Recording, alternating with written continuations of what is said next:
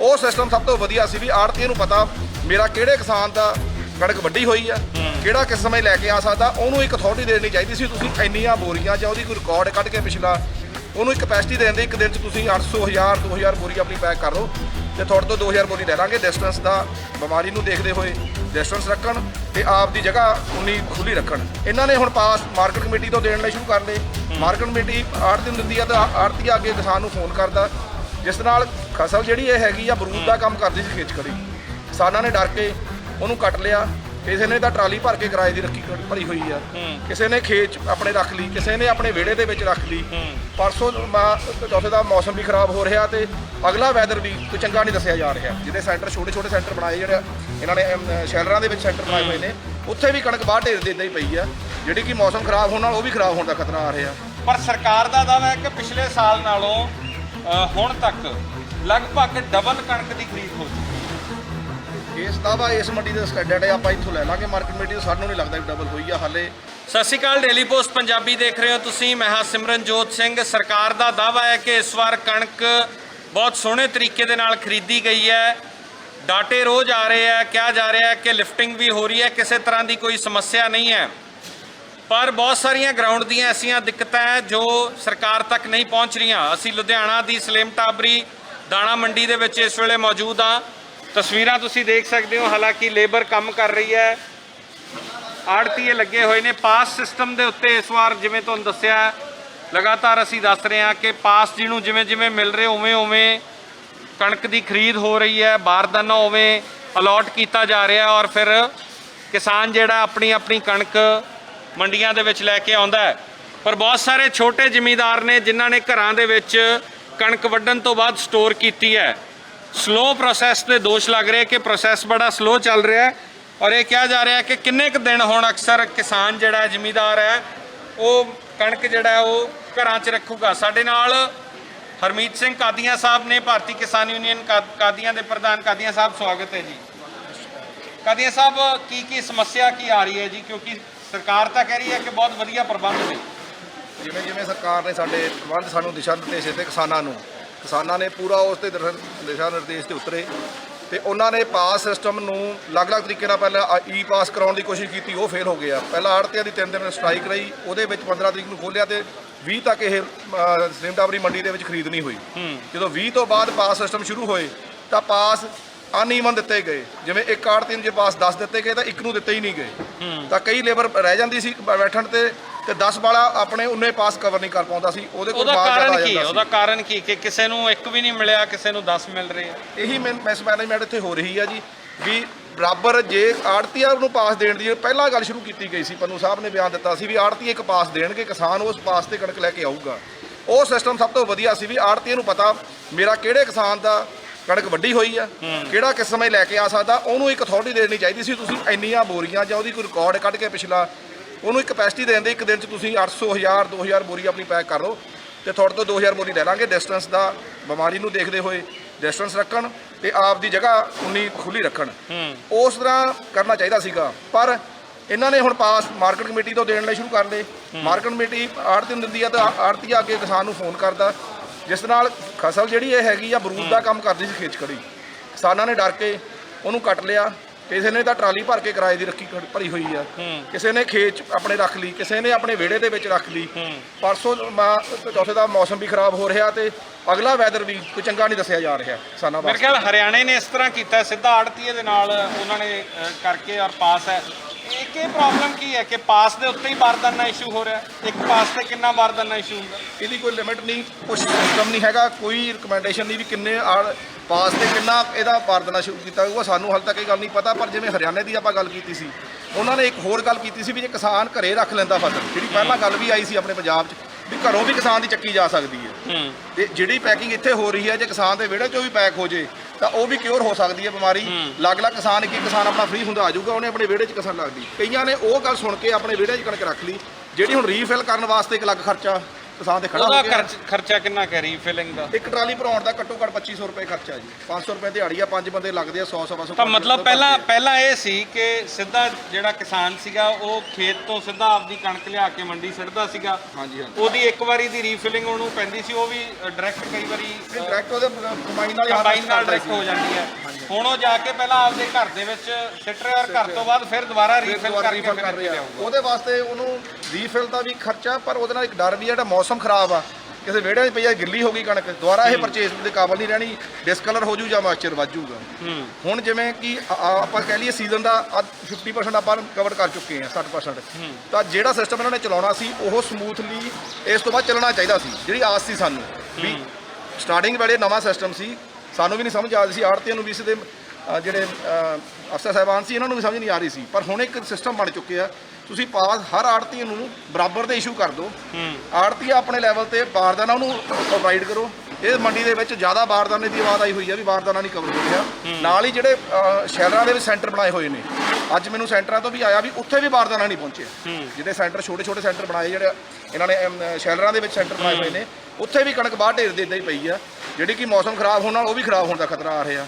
ਆਮ ਅੱਗੇ ਕੰਪੇਅਰ ਕੀਤਾ ਜਾਵੇ ਪਹਿਲਾਂ ਨਾਲ, ਮੈਂ ਕੰਪੇਅਰ ਕਰਾਂ, ਹਾਲਾਂਕਿ ਇਹ ਹਾਲਾਤ ਕੰਪੈਰੀਜ਼ਨ ਵਾਲੇ ਨਹੀਂ ਹੈਗੇ, ਬਿਲਕੁਲ ਵੱਖਰੇ ਹਾਲਾਤ ਨੇ, ਪਰ ਸਰਕਾਰ ਦਾ ਦਾਅਵਾ ਹੈ ਕਿ ਪਿਛਲੇ ਸਾਲ ਨਾਲੋਂ ਹੁਣ ਤੱਕ ਲਗਭਗ ਡਬਲ ਕਣਕ ਦੀ ਖਰੀਦ ਹੋ ਚੁੱਕੀ ਹੈ। ਇਸ ਦਾਅਵਾ ਇਸ ਮੰਡੀ ਦੇ ਸਟੈਂਡਰਡ ਹੈ, ਆਪਾਂ ਇੱਥੋਂ ਲੈ ਲਾਂਗੇ ਮਾਰਕੀਟ ਕਮੇਟੀ ਤੋਂ, ਸਾਨੂੰ ਨਹੀਂ ਲੱਗਦਾ ਵੀ ਡਬਲ ਹੋਈ ਆ। ਹਾਲੇ ਉਸ ਮੁਤਾਬਕ ਹਾਲੇ ਕਣਕ ਰਹਿੰਦੀ ਆ ਘਰਾਂ ਦੇ ਵਿੱਚ। ਤੁਹਾਨੂੰ ਲੱਗਦਾ ਸਲੋ ਹੈ ਪ੍ਰੋਸੈਸ ਬਹੁਤ? ਇਹ ਪ੍ਰੋਸੈਸ ਸਲੋ ਚੱਲ ਰਿਹਾ ਬਹੁਤ, ਜਿਹੜਾ ਕਿ ਫਾਸਟ ਲੇਬਰ ਵੀ ਇੰਨੀ ਅਵੇਲੇਬਲ ਹੈ ਵੀ ਇਸ ਤੋਂ ਫਾਸਟ ਕੀਤਾ ਜਾ ਸਕਦਾ। ਆੜ੍ਹਤੀਆਂ ਕੋਲ ਕਪੈਸਿਟੀ ਹੈ, ਮੰਡੀਆਂ ਨੂੰ ਚੱਕਣ ਦੀ ਲਿਫਟਿੰਗ ਦੀ ਕਪੈਸਿਟੀ ਹੈ, ਜਿਵੇਂ ਲਿਫਟ ਕਰ ਰਹੇ ਆ ਇਹ ਵੀ ਕਪੈਸਿਟੀ ਹੈ, ਪਰ ਇਹ ਰੋਕਿਆ ਜਾ ਰਿਹਾ ਸਿਰਫ ਬਾਰਦਾਨੇ ਵੱਲੋਂ।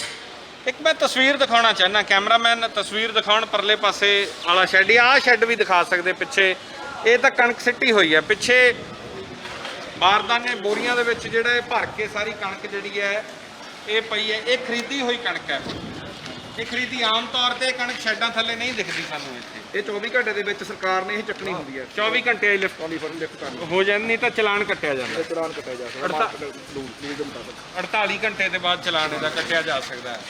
ਸੋ ਇਹ ਪ੍ਰੋਬਲਮ ਆ ਰਹੀ ਹੈ, ਪਰ ਇੱਕ ਦਿੱਕਤ ਇਹ ਵੀ ਤਾਂ ਹੈ ਕਿ ਅੱਗੇ, ਕਿਉਂਕਿ ਹੁਣ ਇਹ ਸਮੱਸਿਆ ਤੋਂ ਬਾਅਦ ਅੱਗੇ ਝੋਨਾ ਵੀ ਲਾਉਣਾ ਹੈ, ਉਹਦੀ ਵੀ ਹਾਲੇ ਪਲੈਨਿੰਗ ਕਰਨੀ ਹੈ, ਜ਼ਿਮੀਂਦਾਰ ਨੂੰ ਉਹਦਾ ਵੀ ਬੋਝ ਹੈ। ਇਹ ਹੁਣ ਇਸ ਤੋਂ ਬਾਅਦ ਅਗਲੀ ਵੀ ਟੈਨਸ਼ਨ ਹੈ। ਇਸ ਤੋਂ ਬਾਅਦ ਕਣਕ ਪਹਿਲਾਂ ਮੇਨ ਫਸਲ ਹੁੰਦੀ ਆ ਜੀ ਹਾਰਵੈਸਟ ਕਰਨ ਨੂੰ, ਫਿਰ ਇੱਕ ਤੂੜੀ ਆ ਜਿਹੜਾ ਸੰਭਾਲਣੀ ਆ ਜ਼ਿਮੀਂਦਾਰ ਨੇ। ਜੇ ਇਸ ਕਣਕ ਦੇ ਵਿੱਚ ਹੀ ਏਡਾ ਲੰਬਾ ਪ੍ਰੋਸੈਸ ਚੱਲੇਗਾ ਤਾਂ ਤੂੜੀ ਕਿਵੇਂ ਸੰਭਾਲੂਗਾ?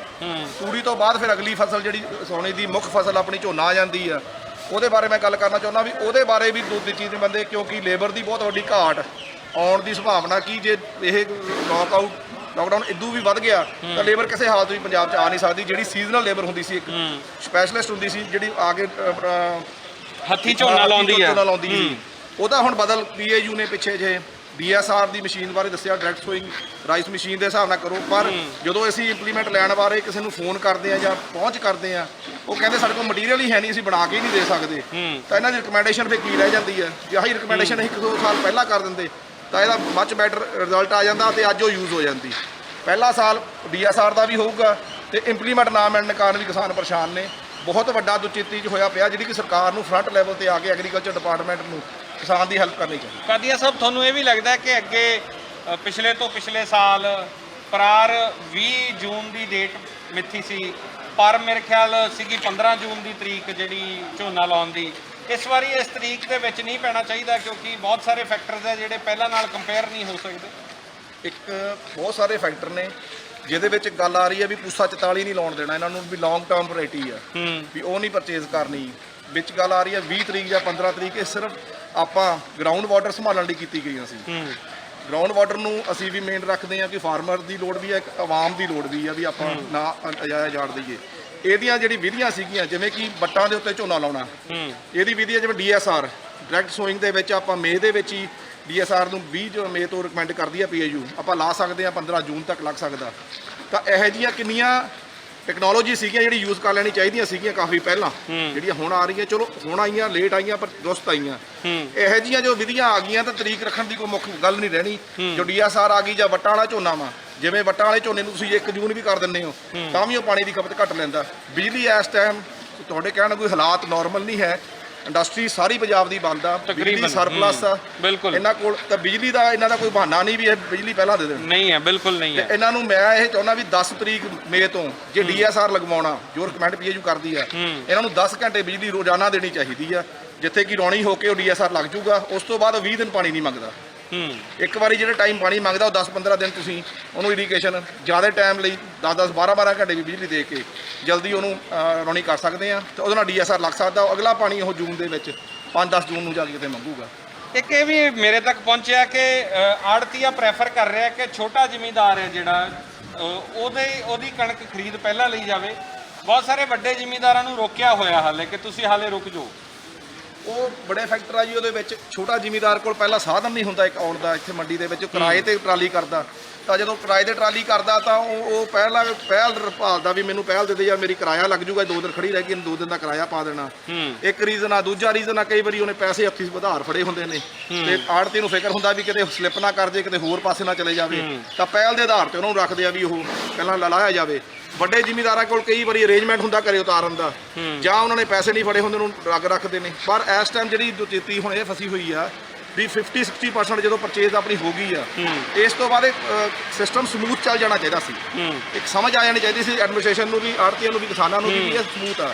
ਇਹਨੂੰ ਸਮੂਥ ਬਣਾ ਕੇ ਤੁਹਾਡੇ ਮੂਹਰੇ ਤੁਹਾਡੇ ਰਾਹੀਂ ਅਸੀਂ ਆਵਾਮ ਨੂੰ ਤੇ ਸਰਕਾਰਾਂ ਨੂੰ ਕਹਿੰਦੇ ਆ ਵੀ ਇਸ ਤੋਂ ਬਾਅਦ ਜਲਦੀ ਸਟੈਪ ਲੈ ਕੇ ਕੱਲ੍ਹ ਤੋਂ ਹੀ, ਅੱਜ ਆਪਾਂ ਗੱਲ ਕਰ ਰਹੇ ਹਾਂ, ਕੱਲ੍ਹ ਤੋਂ ਸਟੈਪ ਲੈ ਕੇ ਸਮੂਥਲੀ ਇਹਨਾਂ ਨੂੰ ਪਾਸ ਦੇ ਕੇ ਵਾਰ ਦਿਨਾਂ ਰੁਪਈਆ ਕਰਿਆ ਜਾਣ, ਜਿੱਥੇ ਕਿ ਲੇਬਰ ਵਿਹਲੀ ਨਾ ਬੈਠੇ। ਜੇ ਇੱਕ ਦਿਨ ਇੱਕ ਪਾਸ ਵਾਰ ਦਿੰਦੇ ਇਹਨੂੰ ਪਾਸ ਇੱਕ ਆੜਤੀ ਨੂੰ ਵੱਧ ਮਿਲ ਜਾਂਦੇ ਆ, ਇੱਕ ਨੂੰ ਮਿਲਦੇ ਨਹੀਂ, ਉਹਦੀ ਤਾਂ ਲੇਬਰ ਵਿਹਲੀ ਰਹਿ ਗਈ। ਪਰ ਕੀ ਇਹ ਵੀ ਫੈਕਟਰ ਹੈ ਕਿ ਮਾਰਕੀਟ ਕਮੇਟੀਆਂ 'ਚ ਵੀ pick and choose the policy ਹੈਗੀ ਹੈ, ਕਿਉਂਕਿ ਕਈਆਂ ਦੀ ਆਪਸ 'ਚ ਬਣਦੀ ਨਹੀਂ ਹੁੰਦੀ, ਪਾਰਟੀਬਾਜ਼ੀਆਂ ਵੀ ਹੁੰਦੀਆਂ, ਆੜਤੀਆਂ ਦੇ ਨਾਲ ਇਸ ਤਰ੍ਹਾਂ ਵੀ ਹੋ ਰਿਹਾ ਹੋ ਸਕਦਾ। ਪਰ ਉਹਦੇ ਨਾਲ ਸਾਰੀ ਗੱਲ ਇਸ ਤਰ੍ਹਾਂ ਦੇ ਸਿਸਟਮ ਨਾਲ, ਜਿਵੇਂ ਤੁਸੀਂ ਕਹਿ ਰਹੇ ਹੋ ਪਿਕ ਐਂਡ ਚੂਜ਼ ਹੋਵੇ, ਤਾਂ ਕਿਸਾਨ ਤਾਂ ਪਰੇਸ਼ਾਨ ਹੋ ਰਹੇ ਆ ਨਾ ਜੀ। ਅਲਟੀਮੇਟਲੀ ਜਿਹੜੇ ਕਿਸਾਨ ਨੂੰ ਹੈਲਪ ਕਰਨ ਲਈ ਸਰਕਾਰ ਦਾਅਵਾ ਕਰ ਰਹੀ ਹੈ ਵੀ ਅਸੀਂ ਇਹਦੀ ਇੱਕ ਦਾਣਾ ਚੱਕਾਂਗੇ, ਉਹਦੇ ਵਿੱਚ ਰੁਕਾਵਟ ਪੈ ਰਹੀ ਹੈ। ਗਰਾਊਂਡ ਦੀ ਪੋਜੀਸ਼ਨ ਕੁਝ ਹੋਰ ਨਜ਼ਰ ਆ ਰਹੀ ਹੈ, ਦਾਅਵੇ ਕੁਝ ਹੋਰ ਨਜ਼ਰ ਆ ਰਹੇ ਨੇ। ਕੈਮਰਾ ਪਰਸਨ ਰਾਜਵਿੰਦਰ ਟੋਨੀ ਦੇ ਨਾਲ ਸਿਮਰਨਜੋਤ ਸਿੰਘ, ਡੇਲੀ ਪੋਸਟ, ਲੁਧਿਆਣਾ। ਸਤਿ ਸ਼੍ਰੀ ਅਕਾਲ। ਜੇ ਤੁਸੀਂ ਕੈਨੇਡਾ ਸਟੂਡੈਂਟ ਵੀਜ਼ੇ ਤੇ ਜਾਣਾ ਚਾਹੁੰਦੇ ਹੋ ਪਰ ਆਇਲਸ ਵਿੱਚ ਓਵਰਆਲ ਤਾਂ 6 ਆ ਗਏ, ਇੱਕ ਵਿੱਚ 5.5 ਬੈਂਡ ਕਰਕੇ ਡਰਦੇ ਹੋ, ਜਾਂ ਕੈਨੇਡਾ ਦਾ ਸਟੂਡੈਂਟ ਵੀਜ਼ਾ ਰਿਫਿਊਜ਼ ਕਰਵਾ ਬੈਠੇ ਹੋ, ਜਾਂ ਸਟੱਡੀ ਗੈਪ ਜ਼ਿਆਦਾ ਹੋਣ ਕਰਕੇ ਸੋਚਦੇ ਹੋ ਕਿ ਕਿਤੇ ਰਿਫਿਊਜ਼ਲ ਨਾ ਆ ਜਾਵੇ, ਤੇ ਅੱਜ ਹੀ ਪਿਰਾਮਿਡ ਈ ਸਰਵਿਸਿਜ਼ ਨੂੰ ਮਿਲੋ ਔਰ ਕੈਨੇਡਾ ਜਾਣ ਦੇ ਆਪਣੇ ਸੁਪਨੇ ਨੂੰ ਸਾਕਾਰ ਕਰੋ।